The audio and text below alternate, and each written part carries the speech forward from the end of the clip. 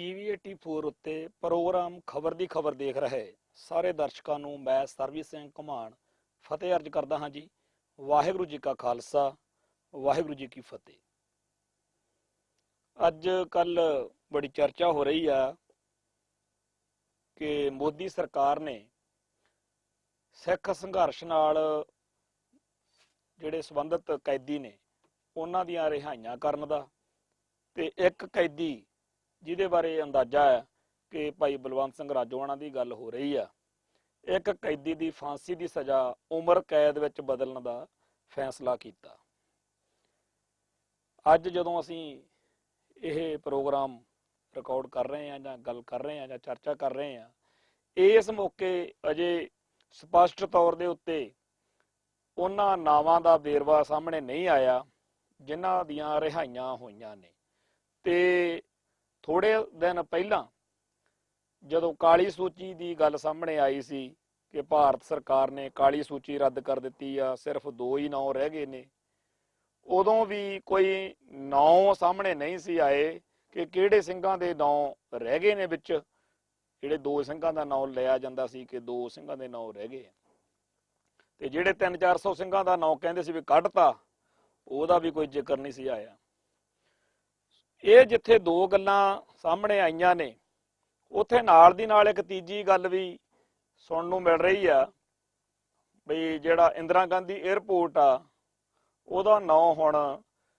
ਸ਼੍ਰੀ ਗੁਰੂ ਨਾਨਕ ਦੇਵ ਜੀ ਦੇ ਨਾਂ ਦੇ ਉੱਤੇ, ਕਿਉਂਕਿ ਉਹਨਾਂ ਦੀ ਪ੍ਰਕਾਸ਼ ਪੁਰਬ ਦੀ ਸ਼ਤਾਬਦੀ ਮਨਾਈ ਜਾਣੀ ਆ, ਥੋੜੇ ਦਿਨਾਂ 'ਚ ਚੱਲ ਰਹੇ ਆ ਪ੍ਰੋਗਰਾਮ ਜਿਹੜੇ,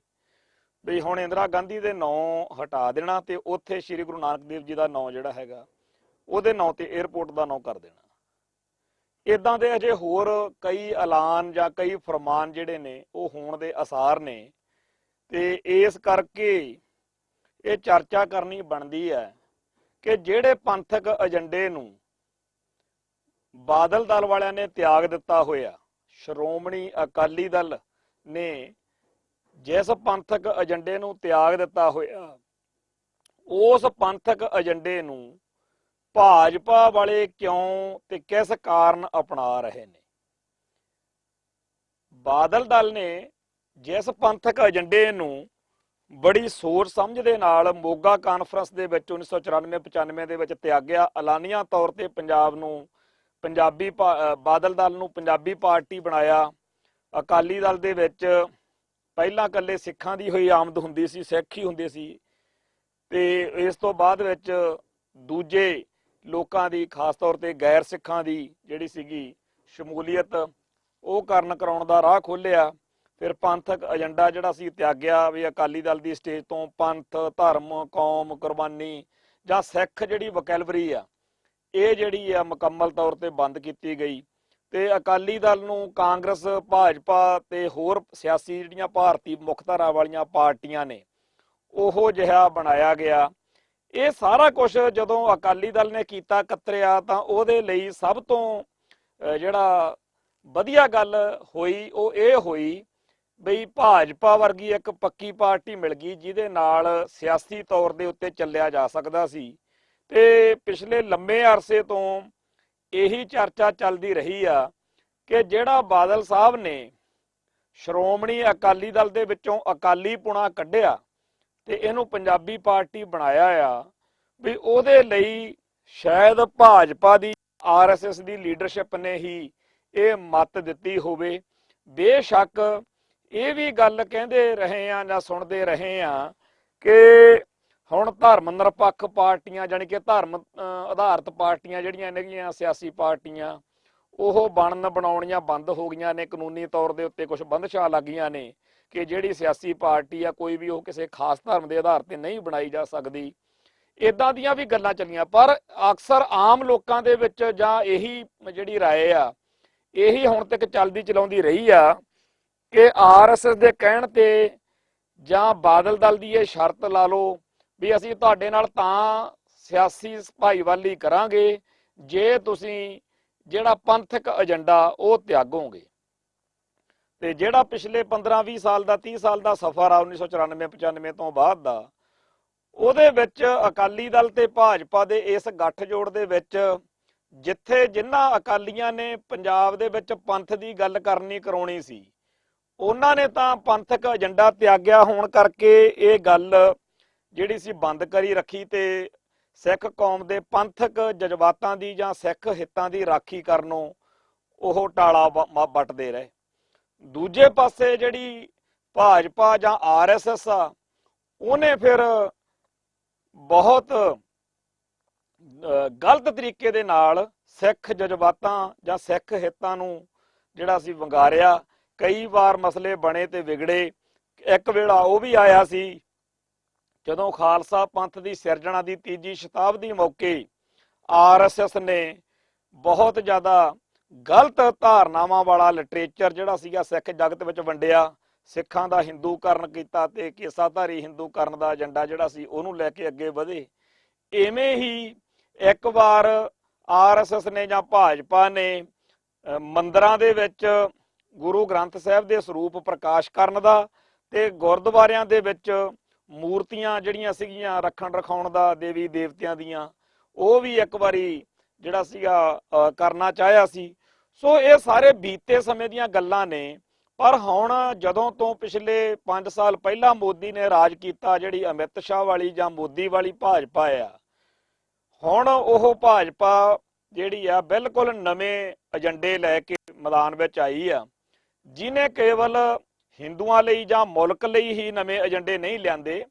ਸਿੱਖਾਂ ਲਈ ਵੀ ਨਵਾਂ ਏਜੰਡਾ ਜਿਹੜਾ ਹੈਗਾ ਉਹ ਲੈ ਕੇ ਭਾਜਪਾ ਹੁਣ ਪੇਸ਼ ਹੋਈ ਆ, ਜਿਹਦੀ ਚਰਚਾ ਅੱਜ ਆਪਾਂ ਨੂੰ ਕਰਨੀ ਬਣਦੀ ਆ। ਕਿਉਂਕਿ ਜਿਹੋ ਜਿਹੇ ਐਲਾਨ, ਜਿਹੋ ਜਿਹੇ ਫੈਸਲੇ ਹੁਣ ਹੋਣ ਲੱਗੇ ਹੋਏ ਨੇ, ਉਹਨਾਂ ਦੇ ਬਾਰੇ ਇਕੱਲਾ ਇਹ ਕਹਿ ਲੈਣਾ ਕਿ ਲਓ ਜੀ ਗੁਰੂ ਨਾਨਕ ਸਾਹਿਬ ਦਾ ਪ੍ਰਕਾਸ਼ ਪੁਰਬ ਦੀ ਸ਼ਤਾਬਦੀ ਆ, ਇਸ ਕਰਕੇ ਸ਼ਾਇਦ ਇਦਾਂ ਦੀਆਂ ਗੱਲਾਂ ਹੋ ਰਹੀਆਂ ਨੇ, ਮੈਂ ਨਹੀਂ ਮੰਨਦਾ ਕਿ ਇਹ ਗੱਲ ਇੰਨੀ ਹੀ ਹੈ। ਇਸ ਤੋਂ ਅੱਗੇ ਪਿੱਛੇ ਵੀ ਬੜਾ ਕੁਝ ਹੈ। ਇੱਕ ਕਈ ਵਾਰੀ ਸਾਨੂੰ ਇਹ ਵੀ ਜਤਾਇਆ ਜਾਂਦਾ ਵੀ ਸ਼ਾਇਦ ਭਾਜਪਾ ਦੀ ਬਾਦਲ ਦਲ ਨਾਲ ਸਾਂਝ ਕਰਕੇ ਉਹਦੇ ਚੋਂ ਗੱਲਾਂ ਨਿਕਲ ਰਹੀਆਂ। ਇਹ ਜੀ ਵੀ ਕੋਈ ਗੱਲ ਨਹੀਂ ਹੈ, ਕਿਉਂਕਿ ਜੇ ਇਹ ਸਾਂਝ ਹੁੰਦੀ, ਤੁਸੀਂ ਦੇਖ ਸਕਦੇ ਹੋ ਇੱਕ ਪਾਸੇ ਇਹ ਐਲਾਨ ਹੋ ਰਿਹਾ ਵਾ ਕਿ 8 ਜਿਹੜੇ ਸਿੱਖ ਨਜ਼ਰਬੰਦ ਨੇ ਉਹਨਾਂ ਨੂੰ ਰਿਹਾ ਕੀਤਾ ਜਾਊ ਜੇਲ੍ਹਾਂ ਚੋਂ, ਜਿਹੜੇ ਖਾੜਕੂ ਸਿੱਖ ਸੰਘਰਸ਼ ਦੇ ਦੌਰਾਨ ਗ੍ਰਿਫਤਾਰੀਆਂ ਜਿਨ੍ਹਾਂ ਦੀਆਂ ਹੋਈਆਂ ਸੀ, ਤੇ ਨਾਲ ਇੱਕ ਜਿਹੜਾ ਹੈਗਾ ਫਾਂਸੀ ਦੀ ਸਜ਼ਾ ਉੱਤੇ ਜਿਹਨੂੰ ਮਿਲੀ ਹੋਈ ਆ ਸਿੱਖ ਕੈਦੀ, ਵੀ ਉਹਨੂੰ ਅਸੀਂ ਜਿਹੜਾ ਹੈਗਾ ਉਮਰ ਕੈਦ 'ਚ ਬਦਲ ਦਿਆਂਗੇ।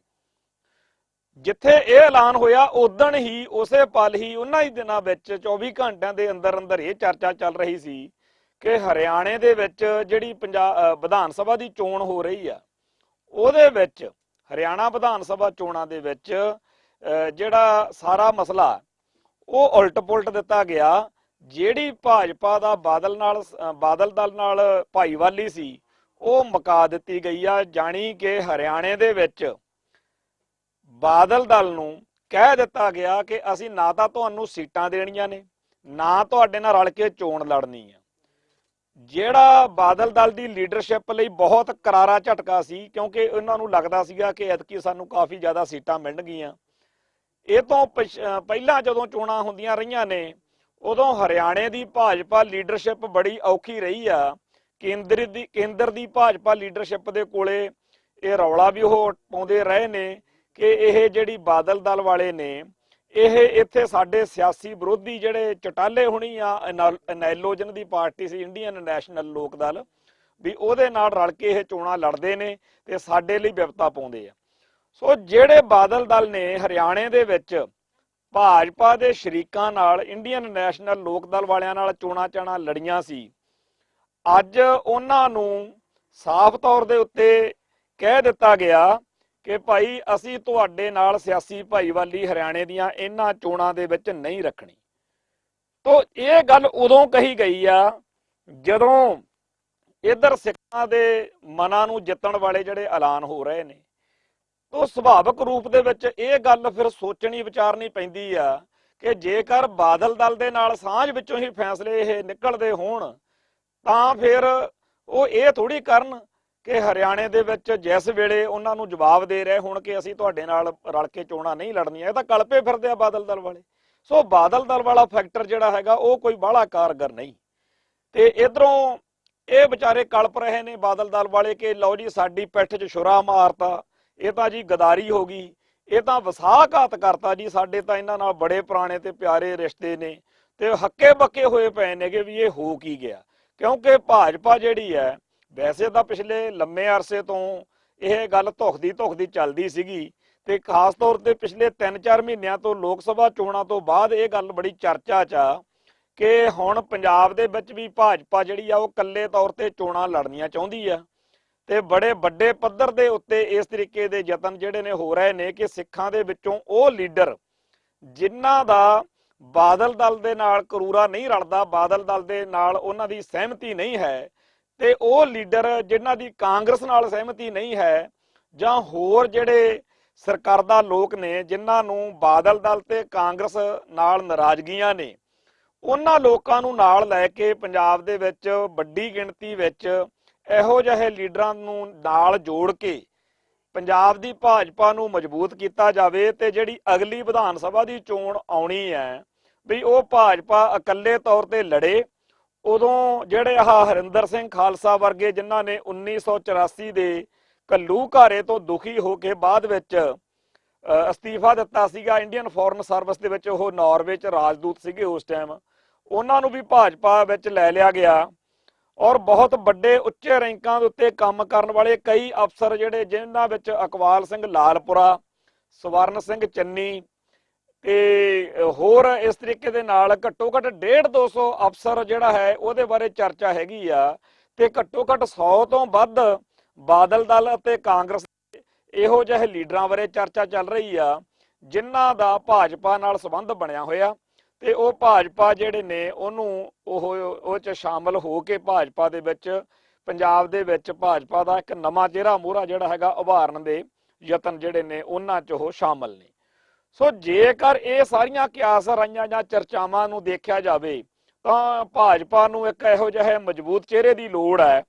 ਜਿਹਦੇ ਝੰਡੇ ਹੇਠਾਂ ਖੜ ਕੇ ਉਹ ਚੋਣਾਂ ਲੜਾਉਣ। ਤਾਂ ਪੰਜਾਬ ਦੇ ਵਿੱਚ ਪਹਿਲੋਂ ਇਹਦਾ ਚਰਚਾ ਚੱਲ ਹੀ ਰਹੀ ਆ ਕਿ ਬ੍ਰਾਹਮਣ ਮੁੱਖ ਮੰਤਰੀ ਬਣਾਉਣ ਦਾ ਏਜੰਡਾ ਵਾ, ਪਰ ਬ੍ਰਾਹਮਣ ਮੁੱਖ ਮੰਤਰੀ ਬਣਾਉਣ ਦਾ ਜਿਹੜਾ ਭਾਜਪਾ ਦਾ ਏਜੰਡਾ ਉਹ ਸਿੱਧੇ ਤੌਰ ਤੇ ਤਾਂ ਹੱਲ ਹੋਣਾ ਨਹੀਂ। ਸੋ ਇੱਥੇ ਇਹ ਸੋਚਿਆ ਜਾ ਰਿਹਾ ਹੈ, ਇਹਨਾਂ ਦਿਨਾਂ ਵਿੱਚ ਇਹ ਚਰਚਾ ਪੂਰੇ ਜ਼ੋਰ ਤੇ ਆ ਮੀਡੀਆ ਦੇ ਵਿੱਚ ਵੀ ਤੇ ਸਿਆਸੀ ਸਫਾਂ ਵਿੱਚ ਵੀ ਕਿ ਜਿਹੜਾ ਨਵਜੋਤ ਸਿੰਘ ਸਿੱਧੂ ਹੈ ਇਹਦੇ ਉੱਤੇ ਭਾਜਪਾ ਦੀ ਲੀਡਰਸ਼ਿਪ ਦੀ ਅੱਖ ਵਾ ਤੇ ਇਹ ਸ਼ਖਸ ਜਿਹੜਾ ਹੈ ਇਹਨੇ ਬਾਦਲਕਿਆਂ ਦੇ ਨਾਲ ਬੜੀ ਡਟਵੀਂ ਟੱਕਰ ਲਈ ਆ। ਖਾਸ ਤੌਰ ਦੇ ਉੱਤੇ ਇਸ ਸ਼ਖਸ ਦੀ, ਨਵਜੋਤ ਸਿੰਘ ਸਿੱਧੂ ਦੀ, ਇਹ ਰੀਝ ਰਹੀ ਆ ਕਿ ਗੁਰੂ ਗ੍ਰੰਥ ਸਾਹਿਬ ਜੀ ਦੀ ਬੇਅਦਬੀ ਦੇ ਕੇਸਾਂ ਦੇ ਵਿੱਚ ਫੜ ਕੇ ਇਸ ਪਿਓ ਪੁੱਤ ਨੂੰ, ਸੈਣੀ ਵਰਗਿਆਂ ਨੂੰ, ਸਾਰਿਆਂ ਨੂੰ ਅੰਦਰ ਸੁੱਟਿਆ ਜਾਵੇ ਤਾਂ ਕਿ ਪੰਜਾਬ ਦੇ ਵਿੱਚ ਇਹ ਜਿਹੜੇ ਬਾਦਲ ਦਲ ਵਾਲੇ ਆ ਇਹਨਾਂ ਦਾ ਸੂਪੜਾ ਚੰਗੀ ਤਰ੍ਹਾਂ ਸਾਫ਼ ਕਰ ਦਿੱਤਾ ਜਾਵੇ, ਸਿਆਸੀ ਤੌਰ ਦੇ ਉੱਤੇ ਬਾਦਲ ਦਲ ਦਾ ਜਿਹੜਾ ਨੁਕਸਾਨ ਹੋ ਜਾਵੇ। ਤੋ ਇਸ ਏਜੰਡੇ ਦੇ ਤਹਿਤ ਨਵਜੋਤ ਸਿੰਘ ਸਿੱਧੂ ਨੇ ਪਿਛਲੇ 2-3 ਸਾਲਾਂ ਤੋਂ ਕੋਈ ਕਸਰ ਨਹੀਂ ਛੱਡੀ। ਖਾਸ ਤੌਰ ਦੇ ਉੱਤੇ ਜਿੱਦਣ ਬੇਅਦਬੀ ਦੇ ਮਾਮਲਿਆਂ ਦੇ ਉੱਤੇ Ranjit Singh commission, justice Ranjit Singh commission ਵਾਲੀ ਰਿਪੋਰਟ ਪੇਸ਼ ਹੋਈ ਆ ਅਸੈਂਬਲੀ ਦੇ ਵਿੱਚ, ਉਸ ਦਿਨ ਜਿਸ ਤਰੀਕੇ ਦੇ ਨਾਲ ਉਹਨੇ ਉੱਥੇ ਜ਼ੋਰਦਾਰ ਮੰਗ ਕੀਤੀ ਸੀ ਉਹ ਤੋਂ ਸਾਫ਼ ਦਿਖਦਾ ਸੀ ਕਿ ਇਹ ਜਿਹੜਾ ਨਵਜੋਤ ਸਿੰਘ ਸਿੱਧੂ ਹੈ ਇਹ ਇੱਕ ਖਾਸ ਤਰ੍ਹਾਂ ਦੇ ਜਿਹੜਾ ਹੈਗਾ ਮਾਹੌਲ ਦੇ ਵਿੱਚ ਮੰਗ ਕਰ ਰਿਹਾ ਕਿ ਇਹਨਾਂ ਅਕਾਲੀ ਲੀਡਰਸ਼ਿਪ ਨੂੰ ਜਿਨ੍ਹਾਂ ਨੇ ਬੇਅਦਬੀ ਦੇ ਦੋਸ਼ੀਆਂ ਦੇ ਨਾਲ ਮੇਲ ਮਿਲਾਪ ਕਰਕੇ ਉਸ ਮੌਕੇ ਗਲਤ ਕੀਤਾ ਤੇ ਸਿੱਖਾਂ ਦਾ ਕਤਲੇਆਮ ਹੋਇਆ, ਲਾਠੀ ਚਾਰਜ ਗੋਲੀ ਚੱਲੀ ਆ, ਤਾਂ ਨਵਜੋਤ ਸਿੰਘ ਸਿੱਧੂ ਦੀ ਜਿਹੜੀ ਸਾਰੀ ਪਿਛਲੇ ਸਮੇਂ ਦੀ ਵਰਕਿੰਗ ਆ, ਇੱਕ ਤਾਂ ਉਹਦੀ ਕਰਕੇ ਇਹ ਪੰਜਾਬ ਦੇ ਵਿੱਚ ਇਹੋ ਜਿਹਾ ਲੀਡਰ ਹੈ ਜਿਹੜਾ ਬਾਦਲਕਿਆਂ ਦੇ ਬਿਲਕੁਲ ਪੈਰਲਲ ਪੂਰਾ ਠੋਕ ਵਜਾ ਕੇ ਖੜਨ ਦੇ ਸਮਰੱਥਵਾਜੀ ਦੀ ਰੀੜ ਦੀ ਹੱਡੀ ਇੰਨੇ ਜੋਗੀ ਸਮਝੀ ਜਾ ਰਹੀ ਹੈ। ਹੋਰ ਕੋਈ ਇਹੋ ਜਿਹਾ ਚਿਹਰਾ ਸ਼ਾਇਦ ਭਾਜਪਾ ਨੂੰ ਨਾ ਦਿਖਦਾ ਹੋਵੇ। ਸੋ ਭਾਜਪਾ ਦੀ ਲੀਡਰਸ਼ਿਪ ਨਵਜੋਤ ਸਿੰਘ ਸਿੱਧੂ ਨੂੰ ਅਗਲੇ ਮੁੱਖ ਮੰਤਰੀ ਦੇ ਤੌਰ ਤੇ ਦਾ ਖੇਡਦੀ ਆ ਜਾਂ ਨਹੀਂ ਖੇਡਦੀ ਇਹ ਤਾਂ ਬਾਅਦ ਦੀ ਗੱਲ ਆ, ਪਰ ਜਿਹੋ ਜਿਹਾ ਸ਼ਖਸ ਭਾਜਪਾ ਨੂੰ ਚਾਹੀਦਾ ਉਹੋ ਜਿਹੇ ਸਾਰੇ ਗੁਣ ਜਿਹੜੇ ਨੇ ਨਵਜੋਤ ਸਿੱਧੂ 'ਚ ਹੈਗੇ ਆ। ਉਹ ਸ਼ਿਵਲਿੰਗ ਦੀ ਪੂਜਾ ਵੀ ਕਰ ਲੈਂਦਾ, ਉਹ ਜਨੇਊ ਪਾ ਕੇ ਤੇ ਹੋਰ ਜਿਹੜੇ ਹਵਨ ਕਰਨੇ ਤੇ ਹੋਰ ਜਿਹੜੇ ਕਰਮਕਾਂਡ ਕਰਨੇ। ਸੋ ਸਿੱਖ ਜਗਤ ਦੇ ਵਿੱਚ ਤਾਂ ਉਹਦੀਆਂ ਇਹੋ ਜਿਹੀਆਂ ਹਰਕਤਾਂ ਨੂੰ ਕਦੇ ਪਸੰਦ ਨਹੀਂ ਕੀਤਾ ਜਾਂਦਾ, ਪਰ ਨਵਜੋਤ ਸਿੰਘ ਸਿੱਧੂ ਭਾਜਪਾ ਨੂੰ ਪੂਰਾ ਪਸੰਦ ਆਉਣ ਵਾਲਾ ਬੰਦਾ ਤੇ ਦਸਤਾਰ ਵੀ ਸਜਾਉਂਦਾ। ਤੋ ਜਿਵੇਂ ਵੈਸੇ ਇੱਥੇ ਇਹ ਗੱਲ ਆਪਾਂ ਨੂੰ ਕਹਿਣ 'ਚ ਕੋਈ ਇਤਰਾਜ਼ ਨਹੀਂ ਹੋਣਾ ਚਾਹੀਦਾ ਕਿ ਜਿਹੋ ਜਿਹੇ ਕਾਰਜ ਨਵਜੋਤ ਸਿੰਘ ਸਿੱਧੂ ਕਰਦਾ ਤੇ ਸਿੱਖ ਦੁਖੀ ਹੁੰਦੇ ਆ, ਉਹਦੇ ਨਾਲੋਂ ਜ਼ਿਆਦਾ ਕਿਤੇ ਕੰਮ ਜਿਹੜੇ ਆ ਉਹ ਸੁਖਬੀਰ ਬਾਦਲ ਉਹੋ ਜਿਹੇ ਕਰਦਾ, ਤੇ ਘੱਟ ਵੱਡਾ ਬਾਦਲ ਪ੍ਰਕਾਸ਼ ਸਿੰਘ ਬਾਦਲ ਵੀ ਨਹੀਂ, ਤੇ ਰਹਿੰਦੀ ਖੂੰਦੀ ਕਸਰ ਕੈਪਟਨ ਅਮਰਿੰਦਰ ਸਿੰਘ ਵੀ ਨਹੀਂ ਛੱਡਦਾ। ਇਹ ਜਿਹੜੇ ਸਾਰੇ ਹੀ ਨੇ ਇਹ ਮੰਦਿਰਾਂ 'ਚ ਜਾ ਕੇ ਤਿਲਕ ਲਵਾਉਣੇ ਜਾਂ ਜਗਰਾਤਿਆਂ 'ਚ ਚਲੇ ਜਾਣਾ ਜਾਂ ਹੋਰ ਬ੍ਰਾਹਮਣਵਾਦੀ ਕਰਮਕਾਂਡ ਕਰ ਲੈਣੇ ਤੇ ਸ਼ਨੀ ਮੰਦਿਰ ਚਲੇ ਗਏ, ਇਹ ਸਾਰਾ ਕੁਝ ਹੀ ਇਹ ਸਾਰੇ ਲੀਡਰ ਜਿਹੜੇ ਨੇ ਇਹ ਕਰਨ ਵੇਲੇ ਬਾਹਲਾ ਝਿਜਕਦੇ ਝੁਜਕਦੇ ਨਹੀਂ, ਨਾ ਇਹਨਾਂ ਨੂੰ ਸਿੱਖ ਜਜ਼ਬਾਤਾਂ ਦੀ ਕੋਈ ਪ੍ਰਵਾਹ ਆ। ਇਹਨਾਂ ਕੋਲੇ ਆਪਦੇ ਇਹਨਾਂ ਸਾਰੇ ਕੰਮਾਂ ਲਈ ਜਸਟੀਫਿਕੇਸ਼ਨ ਵੀ ਹੁੰਦੀ ਆ ਕਿ ਲਓ ਜੀ ਅਸੀਂ ਤਾਂ ਸਭ ਥਾਂ ਤੇ ਜਾਣਾ, ਅਸੀਂ ਤਾਂ ਜੀ ਸਾਰੇ, ਇਹ ਪਤਾ ਨਹੀਂ ਕਿਹੋ ਜਿਹਾ ਹਿਸਾਬ ਕਿਤਾਬ ਆ ਵੀ ਜਿਹੜੀ ਸਿਆਸਤ ਇਹੋ ਜਿਹੀ ਚੰਦਰੀ ਬਣੀ ਹੋਈ ਆ ਜਿਹੜੀ ਲੋਕਾਂ ਦੇ ਸਿੱਖਾਂ ਦੇ ਧਰਮ ਨੂੰ ਬੜੀ ਨੁਕਸਾਨ ਪਹੁੰਚਾ ਰਹੀ ਆ। ਖੈਰ ਇਹ ਮਸਲਾ ਵੱਖਰਾ ਹੈ, ਪਰ ਜਿਹੜੀ ਆਪਾਂ ਗੱਲ ਕਰ ਰਹੇ ਆ ਕਿ ਪੰਜਾਬ ਦੇ ਵਿੱਚ ਭਾਜਪਾ ਜਿਹੜੀ ਆ ਉਹ ਅਗਲੀ ਇਲੈਕਸ਼ਨ ਇਸ ਤਰੀਕੇ ਨਾਲ ਇਕੱਲੇ ਤੌਰ ਤੇ ਲੜਨ ਦੇ ਮੂਡ ਵਿੱਚ ਆ ਕਿ ਆਪ ਦਾ ਮੁੱਖ ਮੰਤਰੀ ਬਣਾਉਣਾ ਹੈ ਤੇ ਆਪ ਦੀ ਸਰਕਾਰ ਇੱਕ ਵਾਰੀ ਪੰਜਾਬ 'ਚ ਬਣਾਉਣੀ ਹੈ। ਜਦੋਂ ਉਹ ਇਹ ਦੇਖਦੇ ਆ ਕਿ ਕਾਂਗਰਸ ਵਰਗੀ ਜਮਾਤ ਜਿਹਨੇ ਸਿੱਖਾਂ ਦਾ ਬੜੇ ਵੱਡੇ ਪੱਧਰ ਤੇ ਕਤਲੇਆਮ ਕੀਤਾ, 1947 ਤੋਂ ਸਿੱਖਾਂ ਦਾ ਜੋ ਘਾਣ ਕਾਂਗਰਸ ਨੇ ਕੀਤਾ ਉਹ ਇੱਕ ਇਤਿਹਾਸ ਬਣਿਆ ਪਿਆ, ਤੇ ਜੇ ਕਾਂਗਰਸ ਵਰਗੀ ਜਮਾਤ ਪੰਜਾਬ ਦੇ ਵਿੱਚ ਵਾਰ-ਵਾਰ ਸੱਤਾਧਾਰੀ ਹੋ ਸਕਦੀ ਆ, ਸੱਤਾ ਮਿਲ ਸਕਦੀ ਆ ਪੰਜਾਬ ਚੋਂ ਉਹਨੂੰ, ਤੇ ਜੇ ਆਮ ਆਦਮੀ ਪਾਰਟੀ ਵਰਗੀ ਕੱਲ ਜੰਮੀ ਪਾਰਟੀ ਆ ਜਿਹੜੀ ਉਹ ਐਤਕੀ ਲੱਗਦਾ ਸੀ ਸ਼ਾਇਦ ਕਿਤੇ ਉਹੀ ਦੇ ਸੱਤਾ 'ਚ ਆ ਜਾਣ, ਤੇ ਜੇ ਉਹ ਐਡਾ ਵੱਡਾ ਮੋਰਚਾ ਮਾਰ ਸਕਦੀ ਆ, ਲੋਕ ਉਹਨੂੰ ਇੰਨਾ ਸਾਥ ਸਮਰਥਨ ਦੇ ਸਕਦੇ ਆ, ਤੇ ਜੇ ਬੇਅਦਬੀਆਂ ਦੇ ਦੋਸ਼ੀ ਹੋਣ ਦੇ ਬਾਵਜੂਦ, ਸਿੱਖਾਂ ਦੇ ਬਿਲਕੁਲ ਮਨੋਂ ਲੱਥੇ ਹੋਣ ਦੇ ਬਾਵਜੂਦ ਬਾਦਲ ਦਲ ਵਾਲੇ ਇਹ ਆਸ ਰੱਖ ਸਕਦੇ ਆ ਕਿ ਜੇਕਰ 5 ਸਾਲ ਅਸੀਂ ਔਖੇ ਸੌਖੇ ਕੱਢ ਲਈਏ ਤਾਂ ਜਿਹੜੀ ਅਗਲੀ ਇਲੈਕਸ਼ਨ 2022 ਚ ਹੋਣੀ ਆ, ਉਦੋਂ ਆਹੀ ਪੰਜਾਬ ਦੇ ਲੋਕ ਜਿਹੜੇ ਹੁਣ ਕਾਂਗਰਸ ਨੂੰ ਸੱਤਾ ਦੇ ਕੇ ਖੁਸ਼ ਹੋਏ ਫਿਰਦੇ ਆ, ਸਾਨੂੰ ਥਾਲੀ 'ਚ ਪਰੋਸ ਕੇ ਸੱਤਾ ਦੇਣਗੇ, ਕਿਉਂਕਿ ਆਮ ਆਦਮੀ ਪਾਰਟੀ ਜਿਹਨੇ ਪਿਛਲੀ ਜਿਹੜੀ ਵਿਧਾਨ ਸਭਾ ਚੋਣ ਆ ਉਹਨੇ ਉਸ ਟਾਈਮ ਬੜਾ ਸਖਤ ਨੁਕਸਾਨ ਉਸ ਵੋਟ ਬੈਂਕ ਦਾ ਕੀਤਾ ਜਿਹਦੇ ਨਾਲ ਬਾਦਲ ਦਲ ਨੂੰ ਸੱਤਾ ਮਿਲਣੀ ਸੀ। ਸੋ ਉਸ ਵੋਟ ਬੈਂਕ ਦਾ ਹੁਣ ਬੜਾ ਵੱਡਾ ਖੋਰਾ ਲੱਗ ਚੁੱਕਿਆ। ਆਮ ਆਦਮੀ ਪਾਰਟੀ ਨੇ ਮੁਕੰਮਲ ਤੌਰ ਤੇ ਵੋਟਰਾਂ ਨੂੰ ਨਿਰਾਸ਼, ਮਾਯੂਸ ਤੇ ਉਦਾਸ ਕੀਤਾ, ਉਤੋਂ ਕੋਈ ਆਸ ਨਹੀਂ ਰਹੀ। ਸੋ ਭਾਜਪਾ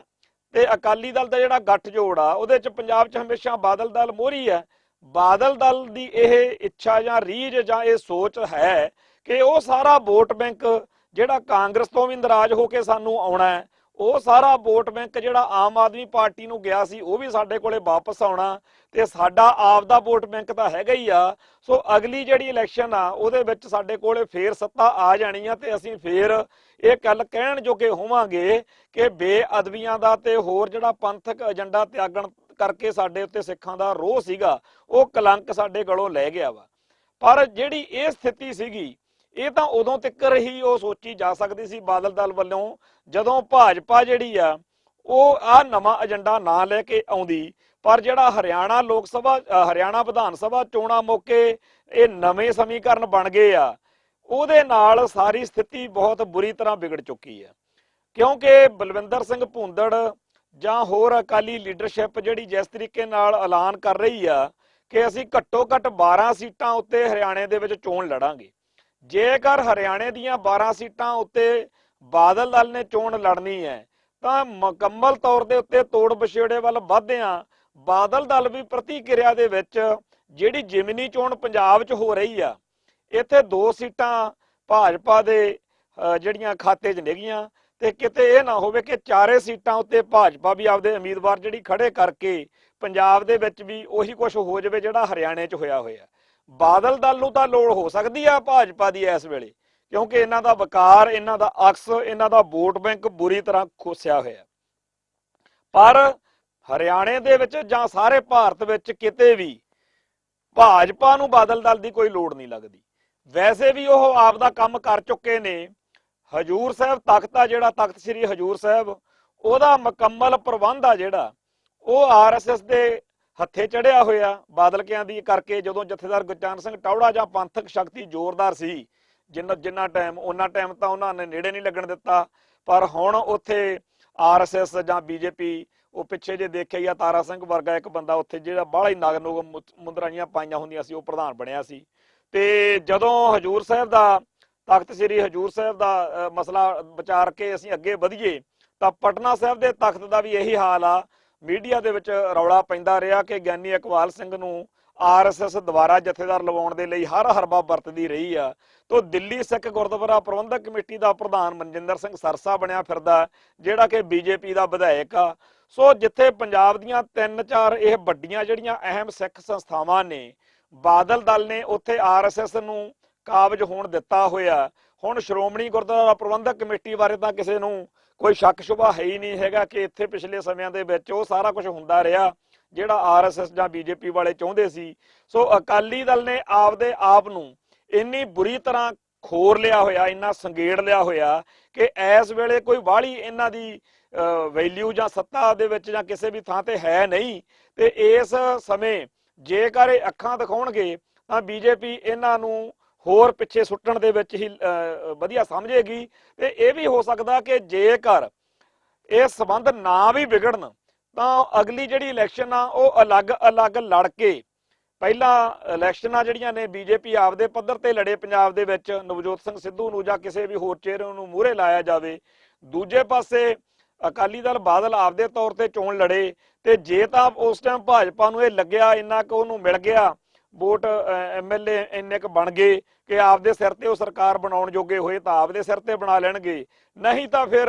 ਉਹ ਭਾਜਪਾ ਤੇ ਬਾਦਲ ਦਲ ਦਾ ਜਿਹੜਾ ਗੱਠਜੋੜ ਆ ਉਹਦੇ ਚ ਹੋ ਹੀ ਸਕਦਾ ਹੈਗਾ ਵੀ ਸਾਡੇ ਕੋਲੇ ਜਿਹਦੇ ਕੋਲੇ ਵੱਧ ਐਮਐਲਏ ਹੋਣਗੇ ਉਹ ਆਪਦਾ ਮੁੱਖ ਮੰਤਰੀ ਬਣਾ ਲੈਣਗੇ ਤੇ ਜਿਹੜੀ ਦੂਜੀ ਧਿਰ ਹੋਊਗੀ ਉਹ ਡਿਪਟੀ ਮੁੱਖ ਮੰਤਰੀ ਬਣਾ ਲੈਣਗੇ। ਪਰ ਇੱਕ ਗੱਲ ਪੱਕੀ ਆ ਕਿ ਅਗਲੀ ਜਿਹੜੀ 2020 ਵਾਲੀ ਇਲੈਕਸ਼ਨ ਆ, 2022 ਵਾਲੀ, ਉਹ ਤੋਂ ਬਾਅਦ ਵਿੱਚ ਅਕਾਲੀ ਦਲ ਤੇ ਭਾਜਪਾ ਦੇ ਰਿਸ਼ਤੇ ਪਹਿਲਾਂ ਵਾਂਗੂ ਨਹੀਂ ਰਹਿਣਗੇ। ਜਿਵੇਂ ਕਿ ਬੀਤੇ ਸਮਿਆਂ ਦੇ ਵਿੱਚ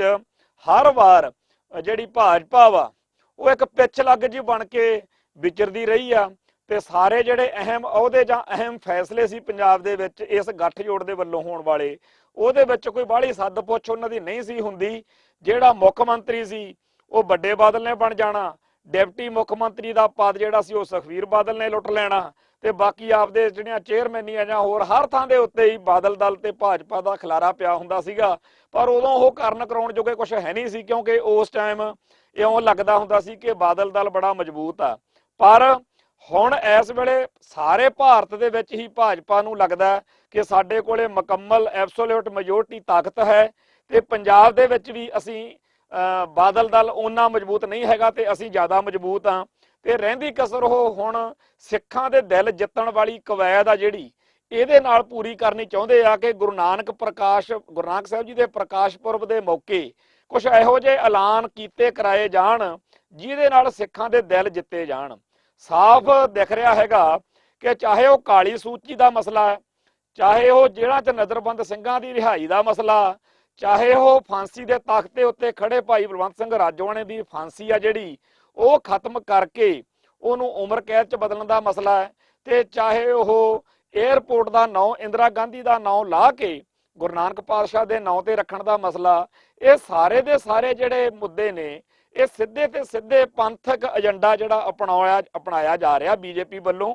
ਤੇ ਬੀਜੇਪੀ ਵੱਲੋਂ ਭਾਜਪਾ ਵੱਲੋਂ ਇਸ ਪੰਥਕ ਏਜੰਡਾ ਅਪਣਾਉਣ ਦੇ ਸਭ ਤੋਂ ਫੌਰੀ ਤੌਰ ਦੇ ਉੱਤੇ ਲਾਭ ਤਾਂ ਹਰਿਆਣੇ 'ਚ ਮਿਲਣਗੇ ਕਿਉਂਕਿ ਉੱਥੇ ਜੇ ਬਾਦਲ ਦਲ ਚੋਣ ਲੜਦਾ ਹੈ ਤਾਂ ਉੱਥੇ ਉਹਨਾਂ ਦੀ ਵੱਧ ਤੋਂ ਵੱਧ ਵੱਡੀ ਤੋਂ ਵੱਡੀ ਜਿਹੜੀ ਉੱਥੇ ਉਹਨਾਂ ਦੀ ਵੋਟ ਲੈਣ ਦੀ ਜਿਹੜਾ ਕਾਰਨ ਸੀ ਉਹ ਡੇਰਾ ਸਰਸਾ ਨਾਲ ਸੰਬੰਧਿਤ ਜਿਹੜੇ ਉੱਥੇ ਲੋਕ ਸੀ ਉਹਨਾਂ ਤੋਂ ਉਹਨਾਂ ਨੇ ਵੋਟ ਭਾਲਣੀ ਸੀ। ਬੇਸ਼ੱਕ ਪੰਜਾਬ ਦੇ ਵਿੱਚ ਡੇਰਾ ਸਰਸਾ ਨਾਲ ਖੜਨ ਦਾ ਬੜਾ ਖਮਿਆਜਾ ਭੁਗਤਣਾ ਪਿਆ ਪਰ ਅਜੇ ਵੀ ਬਾਦਲ ਦਲ ਨੇ ਉਹਨਾਂ ਨਾਲ ਸੰਬੰਧ ਆਪਦੇ ਬਰਕਰਾਰ ਰੱਖੇ ਹੋਏ ਨੇ, ਅਜੇ ਵੀ ਉਹਨਾਂ ਤੇ ਆਸ ਆ। ਪਰ ਇਹ ਜੇਕਰ ਉੱਥੇ ਗੱਠਜੋੜ ਬਰਕਰਾਰ ਰਹਿੰਦਾ ਤਾਂ ਡੇਰਾ ਸਰਸਾ ਦੀ ਵੋਟ ਆ ਜਿਹੜੀ ਉਹ ਬਾਦਲ ਤੇ ਭਾਜਪਾ ਦੇ ਗੱਠਜੋੜ ਨੂੰ ਪਤਾ ਨਾ ਪੈਂਦੀ ਜਾਂ ਨਹੀਂ ਪੈਂਦੀ। ਪਰ ਹੁਣ ਸਿੱਖ ਵੋਟ ਆ ਜਿਹੜੀ ਉਹਦੇ ਲਈ ਉੱਥੇ ਆਧਾਰ ਬਹੁਤ ਵਧੀਆ ਬਣਾ ਲਿਆ। ਜਿਹੜੇ ਹਲਕਿਆਂ ਦੇ ਵਿੱਚ ਹਰਿਆਣੇ ਦੇ ਵਿੱਚ ਭਾਜਪਾ ਦੇ ਸਿੱਖ ਚਿਹਰੇ ਖੜੇ ਹੋਣਗੇ ਤਾਂ ਸਿੱਖ ਵੋਟਰਾਂ ਨੂੰ ਕਹਿਣ ਜੋਗੇ ਹੋਣਗੇ ਕਿ ਅਸੀਂ ਦੇਖੋ ਭਾਜਪਾ ਨੇ ਆਹ ਵੱਡੇ ਫੈਸਲੇ ਜਿਹੜੇ ਨੇ, ਵੱਡੇ ਐਲਾਨ ਜਿਹੜੇ ਨੇ ਉਹ ਕੀਤੇ ਨੇ। ਸੋ ਹਰਿਆਣੇ ਦੇ ਵਿੱਚ ਫੌਰਨ ਤੌਰ ਦੇ ਉੱਤੇ ਇਸ ਪੰਥਕ ਏਜੰਡੇ ਦਾ ਲਾਭ ਜਿਹੜਾ ਹੈਗਾ ਇਸ ਚੋਣ ਵਿੱਚ ਮਿਲੇਗਾ। ਪੰਜਾਬ ਦੇ ਵਿੱਚ ਅਜੇ ਹੋਰ ਬੜੇ ਵੱਡੇ ਆਉਣ ਵਾਲੇ 2 ਸਾਲਾਂ ਦੇ ਵਿੱਚ ਜਦੋਂ ਉਹਨਾਂ ਨੇ ਇੱਥੇ ਜਿਵੇਂ ਕਿ ਕਿਆਸ ਅਰਾਈਆਂ ਹੋ ਰਹੀਆਂ ਨੇ ਕਿ ਬੜੇ ਵੱਡੇ ਪੱਧਰ ਦੇ ਉੱਤੇ ਉਥਲ ਪੁਥਲ ਮਚਾਉਣੀ ਆ ਤੇ ਪੰਜਾਬ ਦੀ ਬੀਜੇਪੀ ਮਜ਼ਬੂਤ ਕਰਨੀ ਆ, ਸਿੱਖ ਚਿਹਰੇ ਸਾਹਮਣੇ ਲੈ ਕੇ ਆਉਣੇ ਆ, ਉਹਨਾਂ ਸਿੱਖ ਚਿਹਰਿਆਂ ਦੇ ਝੋਲੀ 'ਚ ਵੀ ਕੁਝ ਪਾ ਕੇ ਤੋਰਨਗੇ ਨਾ ਵੀ ਭਾਈ ਆ ਤੁਸੀਂ ਜਾ ਕੇ ਲੋਕਾਂ ਨੂੰ ਦੱਸੋ ਕਿ ਅਸੀਂ ਆਹ ਲੈ ਕੇ ਆਂਦਾ। ਸੋ ਸਾਫ਼ ਦਿਖ ਰਿਹਾ ਹੈਗਾ ਕਿ ਜਿਹੜੇ ਕੰਮ ਬਾਦਲ ਦਲ ਨੇ ਤਿਆਗ ਦਿੱਤੇ ਨੇ, ਜਿਹੜੇ ਏਜੰਡੇ ਬਾਦਲ ਦਲ ਕਦੇ ਪੂਰੇ ਨਹੀਂ ਕਰ ਸਕਦਾ, ਜਿਨ੍ਹਾਂ ਫੈਸਲਿਆਂ ਐਲਾਨਾਂ ਦੀ ਕਦੇ ਇਹਨਾਂ ਨੇ, ਇਹ ਤਾਂ ਉਹ ਲੋਕ ਨੇ ਆ ਜੇਲ੍ਹਾਂ 'ਚ ਨਜ਼ਰਬੰਦ ਸਿੰਘਾਂ ਦਾ ਮਸਲਾ ਹੀ ਲਾ ਲਓ। ਜਿੰਨਾ ਟਾਈਮ ਬਾਦਲ ਦਲ ਦਾ ਰਾਜ ਰਿਹਾ, ਜਿਹੜੇ ਵੀ ਸਿੱਖ ਨੇ ਜੇਲ੍ਹਾਂ 'ਚ ਨਜ਼ਰਬੰਦ ਸਿੰਘਾਂ ਦਾ ਮੁੱਦਾ ਉਠਾਇਆ, ਇਹਨਾਂ ਨੇ ਰੱਜ ਕੇ ਛਿੱਤਰ ਫੇਰਿਆ ਉਹਦੇ। ਚਾਹੇ ਉਹ ਭਾਈ ਗੁਰਬਖਸ਼ ਸਿੰਘ ਵੇਲੇ ਦਾ ਸੰਘਰਸ਼ ਸੀ, ਚਾਹੇ ਉਹ ਬਾਪੂ ਗੁਰਬਖਸ਼ ਸਿੰਘ ਵੇਲੇ ਦਾ ਬਾਪੂ ਸੂਰਤ ਸਿੰਘ ਵੇਲੇ ਦਾ ਸੰਘਰਸ਼ ਸੀ। ਜੇਲ੍ਹਾਂ ਦੇ ਵਿੱਚ ਫੜ ਫੜ ਕੇ ਮੁੰਡਿਆਂ ਨੂੰ ਤਾੜ ਦਿੱਤਾ। ਪੁਲਿਸ ਜਿਹੜੀ ਸੀ ਉਹ ਮੱਸੇ ਰੰਗੜ ਦਾ ਜਾਂ ਜਿਵੇਂ ਨਾਦਰ ਸ਼ਾਹ ਦਾ ਮੀਰ ਮਨੂੰ ਦਾ ਰਾਜ ਹੋਵੇ, ਇਉਂ ਬਾਦਲਾਂ ਦੇ ਰਾਜ ਵਿੱਚ ਜਿਨ੍ਹਾਂ ਨੇ ਜੇਲ੍ਹਾਂ 'ਚ ਨਜ਼ਰਬੰਦ ਸਿੰਘਾਂ ਦੀ ਰਿਹਾਈ ਲਈ ਮੰਗ ਕੀਤੀ, ਉਹਨਾਂ ਦੇ ਦੁਆਲੇ ਪੁਲਿਸ ਹੋਈ ਰਹੀ ਆ। ਸਿੱਖੀ ਦੇ ਹਰੇਕ ਦੁਸ਼ਮਣ ਦੇ ਨਾਲ ਖੜਿਆ ਰਿਹਾ ਇਹ ਤੰਤਰ ਉਸ ਵੇਲੇ। ਸੋ ਜਿਹੜੇ ਕਹਿੰਦੇ ਕਹਾਉਂਦੇ ਅਫਸਰ ਸੀ ਉਹ ਵੀ ਬੇਬਸ ਸੀ। ਉਹ ਕਹਿੰਦੇ ਸੀ ਸਾਨੂੰ ਤਾਂ ਜੀ ਪਤਾ ਨਹੀਂ, ਸਾਨੂੰ ਤਾਂ ਉੱਪਰੋਂ ਡਿਪਟੀ ਸੀਐਮ ਸਾਹਿਬ ਦਾ ਸੁਖਬੀਰ ਸਿੰਘ ਬਾਦਲ ਦਾ ਹੁਕਮ ਆ ਵੀ ਸਰਸੇ ਵਾਲੇ ਜਿਹਦਾ ਨਾਂ ਲੈ ਦੇਣ ਉਹ ਚੱਕ ਲਿਆਉਣਾ, ਚਾਹੇ ਉਹ ਸਾਡਾ ਹੀ ਜਥੇਦਾਰ ਹੋਵੇ। ਸੋ ਉਸ ਦੌਰ ਵਿੱਚ ਵਾਰ-ਵਾਰ ਟੀਵੀ ਉੱਤੇ ਅਖਬਾਰਾਂ 'ਚ ਲੱਖਾਂ ਦੇ ਇਸ਼ਤਿਹਾਰ ਛਾਪ ਕੇ ਬਾਦਲ ਸਾਹਿਬ ਤੇ ਇਹਨਾਂ ਦੀ ਸਰਕਾਰ ਇਹ ਗੱਲ ਸਿੱਖਾਂ ਨੂੰ ਸਮਝਾਉਂਦੀ ਰਹੀ ਵੀ ਅਸੀਂ ਤਾਂ ਸਿੱਖਾਂ ਦੇ ਜਿਹੜੇ ਇਹ ਮੁੰਡੇ ਅੰਦਰ ਬੰਦ ਨੇ, ਇਹਨਾਂ ਦੇ ਲਈ 1 ਇੰਚ ਲਈ ਵੀ ਕੁਝ ਕਰਨ ਜੋਗੇ ਨਹੀਂ ਹੈਗੇ। ਉਹ ਅੱਜ ਵੀ ਖਬਰ ਜਿਹੜੀ ਆ ਸੋਸ਼ਲ ਮੀਡੀਆ ਤੇ ਘੁੰਮਦੀ ਆ, ਜਿਹੜੀ ਸੁਖਬੀਰ ਬਾਦਲ ਨੇ ਬੜਾ ਵੱਡਾ ਐਲਾਨ ਕੀਤਾ ਸੀਗਾ ਬਈ ਜੇਲ੍ਹਾਂ 'ਚ ਨਜ਼ਰਬੰਦ ਸਿੰਘਾਂ ਲਈ ਅਸੀਂ ਕੱਖ ਨਹੀਂ ਕਰ ਸਕਦੇ, ਅਸੀਂ ਕਿਸੇ ਕੈਦੀ ਨੂੰ ਛੱਡ ਨਹੀਂ ਸਕਦੇ। ਅੱਜ ਜਦੋਂ ਇਹ ਐਲਾਨ ਹੋਇਆ ਵਾ ਕਿ ਦਿੱਲੀ ਸਰਕਾਰ ਨੇ ਫੈਸਲਾ ਕਰ ਲਿਆ ਹੈਗਾ ਕਿ ਇਹ ਛੱਡੇ ਜਾਣਗੇ, ਅੱਜ ਜਦੋਂ ਸਾਰੇ ਅਖਬਾਰਾਂ 'ਚ ਅਸੀਂ ਪੜ੍ਹ ਰਹੇ ਹੈਗੇ ਆ ਕਿ ਪੰਜਾਬ ਕਾਂਗਰਸ ਸਰਕਾਰ ਆ ਜਿਹੜੀ ਪੰਜਾਬ ਦੀ, ਇਹਨੇ ਇਹਦੇ ਵਿੱਚ ਇੱਕ ਅਹਿਮ ਰੋਲ ਨਿਭਾਇਆ ਵਾ, ਤਾਂ ਕੀ ਉਸ ਵੇਲੇ ਜਦੋਂ ਪੰਜਾਬ ਦੇ ਵਿੱਚ ਬਾਦਲ ਦੀ ਸਰਕਾਰ ਸੀ, ਉਸ ਵੇਲੇ ਇਹ ਰਿਹਾਈਆਂ ਨਹੀਂ ਸੀ ਹੋ ਸਕਦੀਆਂ? ਜੇਕਰ ਹੋਰ ਨਹੀਂ ਸੀ ਤਾਂ ਉਸ ਵੇਲੇ ਇਹੀ ਐਲਾਨ ਕਰ ਦਿੰਦੇ ਕਿ ਰਿਹਾਈਆਂ ਹੋਣਗੀਆਂ ਲਾਜ਼ਮੀ, ਪਰ ਗੁਰੂ ਨਾਨਕ ਸਾਹਿਬ ਜੀ ਦੇ ਪ੍ਰਕਾਸ਼ ਪੁਰਬ ਵਾਲੇ ਸਟੇਜ ਤੇ ਐਲਾਨ ਕਰਾਂਗੇ, ਪਰ ਅਸੀਂ ਮੁਕੰਮਲ ਤੌਰ ਦੇ ਉੱਤੇ ਫਾਈਲਾਂ ਬਣਾ ਕੇ ਰੱਖ ਲਈਆਂ। ਪਰ ਇਹਦੇ ਉਲਟ ਬਾਦਲ ਸਾਹਿਬ ਨੇ, ਸੁਖਬੀਰ ਬਾਦਲ ਨੇ ਤੇ ਵੱਡੇ ਬਾਦਲ ਨੇ ਬਹੁਤ ਕਮੀਨਗੀ ਦੇ ਨਾਲ ਇਹ ਝੂਠ ਬੋਲਿਆ, ਲਗਾਤਾਰ ਬੋਲਿਆ। ਅੱਜ ਵੀ ਉਹ ਖਬਰਾਂ ਤੇ ਇਸ਼ਤਿਹਾਰ ਪਏ ਨੇ ਛਪੇ ਹੋਏ, ਜਿਨ੍ਹਾਂ ਦੇ ਵਿੱਚ ਇਹਨਾਂ ਨੇ ਕਿਹਾ ਕਿ ਅਸੀਂ ਛੱਡ ਹੀ ਨਹੀਂ ਸਕਦੇ। ਜੇ ਉਹ ਛੱਡੇ ਹੀ ਨਹੀਂ ਸੀ ਜਾ ਸਕਦੇ, ਫਿਰ ਹੁਣ ਕਿਵੇਂ ਛੱਡੇ ਜਾ ਰਹੇ ਨੇ? ਸੋ ਹਕੀਕਤ ਇਹ ਹੈਗੀ ਆ ਕਿ ਇਹਨਾਂ ਲੋਕਾਂ ਨੇ ਕਦੇ ਵੀ ਸਿੱਖ ਮਸਲਿਆਂ ਦੇ ਬਾਰੇ ਸੰਵੇਦਨਸ਼ੀਲਤਾ ਦਿਖਾਈ ਹੋਈ ਨਹੀਂ। ਇਹ ਤਾਂ ਉਹਨਾਂ ਗੁਰਸਿੱਖਾਂ ਨੂੰ ਜਿਹੜੇ ਸਿੱਖ ਸੰਘਰਸ਼ ਦੇ ਦੌਰਾਨ ਜੇਲ੍ਹਾਂ 'ਚ ਗਏ ਨੇ, ਆਪਦੇ ਦੁਸ਼ਮਣ ਤੇ ਸ਼ਰੀਕ ਸਮਝਦੇ ਨੇ ਕਿ ਇਹ ਤਾਂ ਭਿੰਡਰਾਂ ਵਾਲੇ ਦੇ ਸੰਤ ਜਰਨੈਲ ਸਿੰਘ ਦੇ ਨਾਲ ਚੱਲਣ ਵਾਲੇ ਲੋਕ ਨੇ, ਤੇ ਇਹਨਾਂ ਨੇ ਲੌਂਗੋਵਾਲ ਸਾਡਾ ਅਕਾਲੀ ਦਲ ਦਾ ਪ੍ਰਧਾਨ ਸੀ, ਅਸੀਂ ਅਕਾਲੀ ਆ, ਤੇ ਇਹ ਲੋਕ ਜਿਹੜੇ ਨੇ ਇਹ ਹੋਰ ਨੇ। ਸੋ ਸਿੱਖਾਂ ਦੇ ਉਹ ਧੀਆਂ ਪੁੱਤ ਜਿਹੜੇ ਧਰਮ ਯੁੱਧ ਮੋਰਚੇ ਚੋਂ ਨਿਕਲੇ ਹੋਏ ਸੰਘਰਸ਼ ਕਰਕੇ ਜਿਹੜਾ ਥਾਣਿਆਂ 'ਚ ਰੁਲਦੇ ਨੇ, ਉਹਨਾਂ ਨੂੰ ਇਹ ਸ਼ਰੀਕ ਤੇ ਦੁਸ਼ਮਣ ਸਮਝਦੇ ਨੇ। ਉਹਨਾਂ ਵਿੱਚੋਂ ਜਿਹੜਾ ਬੰਦਾ ਇਹਨਾਂ ਦੀ ਬੋਲੀ ਬੋਲਣ ਲੱਗ ਵੀ ਜਾਵੇ, ਜਿਹੜਾ ਬੰਦਾ ਪਹਿਲਾਂ ਬਾਬਾ ਜਰਨੈਲ ਸਿੰਘ ਜੀ ਖਾਲਸਾ ਭਿੰਡਰਾਂ ਵਾਲਿਆਂ ਦੇ ਝੰਡੇ ਹੇਠ ਵਿਚਰਿਆ ਹੋਵੇ, ਤੇ ਜੇਕਰ ਉਹ ਆਪਦੇ ਕਿਸੇ ਮਾਹੌਲ ਚੋਂ, ਕਿਸੇ ਹਾਲਾਤ ਵਿੱਚੋਂ ਇਹ ਫੈਸਲਾ ਕਰ ਲਵੇ ਕਿ ਚਲੋ ਪੰਥ ਦੇ ਵਿੱਚ, ਕੌਮ ਦੇ ਵਿੱਚ ਆਪਾਂ ਅੱਗੇ ਵਧਣ ਦੇ ਲਈ ਬਾਦਲ ਦਲ ਦੇ ਰਾਹੀਂ ਸੇਵਾ ਕਰ ਲੈਂਦੇ ਆ, ਤਾਂ ਉੱਥੇ ਕੀ ਭਾਣਾ ਵਾਪਰਦਾ ਉਹ ਤੁਹਾਡੇ ਸਾਹਮਣੇ ਆ ਕਿ ਆਲ ਇੰਡੀਆ ਸਿੱਖ ਸਟੂਡੈਂਟਸ ਫੈਡਰੇਸ਼ਨ ਵਾਲੀ ਧਿਰ, ਜਿਹੜੀ ਭਾਈ ਹਰਮਿੰਦਰ ਸਿੰਘ ਸੰਧੂ ਵਾਲੀ ਧਿਰ ਸੀ, ਜਿਹਦੇ ਵਿੱਚ ਭਾਈ ਮਨਜੀਤ ਸਿੰਘ,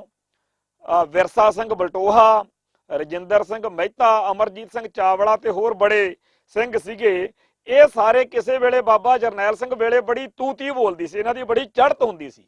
ਪਰ ਜੇਕਰ ਇਹ ਬਾਦਲ ਦਲ ਦੇ ਵਿੱਚ ਗਏ ਤਾਂ ਇਹਨਾਂ ਦਾ ਸਾਰਾ ਜਿਹੜਾ ਸੀਗਾ ਵਕਾਰ ਉਹ ਬਹੁਤ ਹੀ ਘਟਾ ਦਿੱਤਾ ਗਿਆ। ਇਹਨਾਂ ਨੂੰ ਬਣਦੀ ਹੋਈ ਸਥਿਤੀ ਜਿਹੜੀ ਸੀ, ਮਾਣ ਸਤਿਕਾਰ ਦਾ ਕੀ ਮਿਲਣਾ ਸੀ, ਇਹ ਲੋਕ ਬਹੁਤ ਜ਼ਿਆਦਾ ਜਿਹੜਾ ਗਵਾ ਚੁੱਕੇ ਨੇ, ਅਕਸ ਵੀ ਗਵਾਇਆ, ਤੇ ਨਾਲ ਦੀ ਨਾਲ ਜਿਹੜਾ ਬਾਦਲ ਦਲ ਦੇ ਵਿੱਚ ਜਾਣ ਤੋਂ ਬਾਅਦ ਕੱਖ ਨਹੀਂ ਪੱਲੇ ਰਹਿਣ ਦਿੱਤਾ।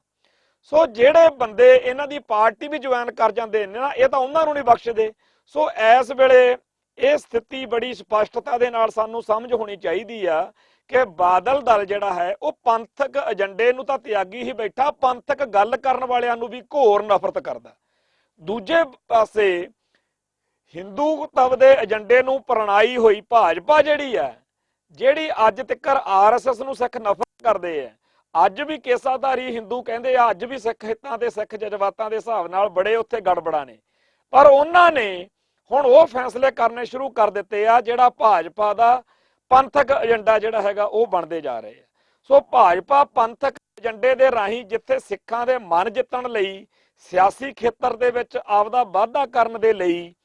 ਹੋਰ ਅੱਗੇ ਵਧਣ ਜਾ ਰਹੀ ਆ, ਉੱਥੇ ਇਹ ਸਾਰੀ ਸਰਗਰਮੀ ਦਾ ਸਭ ਤੋਂ ਵੱਡਾ ਨੁਕਸਾਨ ਜਿਹੜਾ ਹੈ ਉਹ ਬਾਦਲਕਿਆਂ ਨੂੰ ਹੋਣਾ, ਕਿਉਂਕਿ ਉਹ ਸਾਰੇ ਲੋਕ ਜਿਹੜੇ ਹੁਣ ਤੱਕ